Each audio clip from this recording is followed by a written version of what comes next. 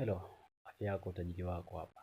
Hivi, unajua ni kwa nini unatakiwa utumie komamanga au tikiti maji? Hebu nisikilize kwa umakini zaidi. Ipo hivi, tikiti maji ni tunda ambalo lipo in our daily life. Tunalo sana, tunaishi nalo.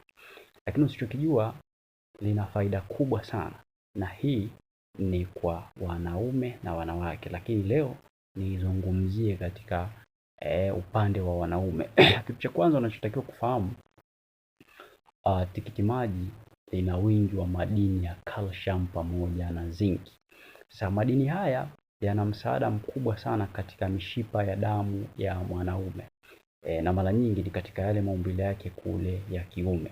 Sasa zinc hii na calcium inakuwa inamsaidia mwanaume kuweza kusimamisha uume wake strong bila ya kulegea. Uume unakuwa unasimama barabara. Lakini pia tunda la pili ni kokomanga au komamanga. Komamanga ina kitu kinaitwa nitric oxide. Hii nitric oxide inakuwa inasaidia mishipa ya damu kuweza kutanuka.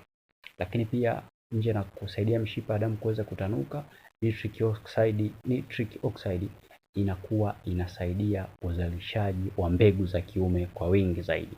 Kwa utakuwa umepata benefit ya matunda haya muhimu zaidi, kwamba yana madini matatu ambayo ni very potential katika mfumo wako mzima wa uzazi. Kuna nitric oxide, lakini pia kuna zinc pamoja na calcium. So make sure unaishi ukiyatumia hayo matunda. Okay, kwa elimu zaidi pamoja na ushauri matibabu juu ya changamoto mbalimbali, let us say labda ni wale wahanga kujichua au kufanya masturbation kwa muda mrefu, wahanga wa changamoto za tezi dume, unafanywa upasuaji, changamoto inarudi inarejea tena, unashindwa namna sahihi ya namna gani uweze kuacha masturbation, kujichua au punyeto. Lakini pia ni mhanga wa UTI ambazo zinajirudia mara kwa mara, unasumbuliwa na ngiri ama hernia kwa muda mrefu, tutafute katika mawasiliano yetu ambayo tunaweka kwenye clip yetu hapa, uweze kupata elimu ni kujitosheleza, ushauri pamoja na matibabu pia.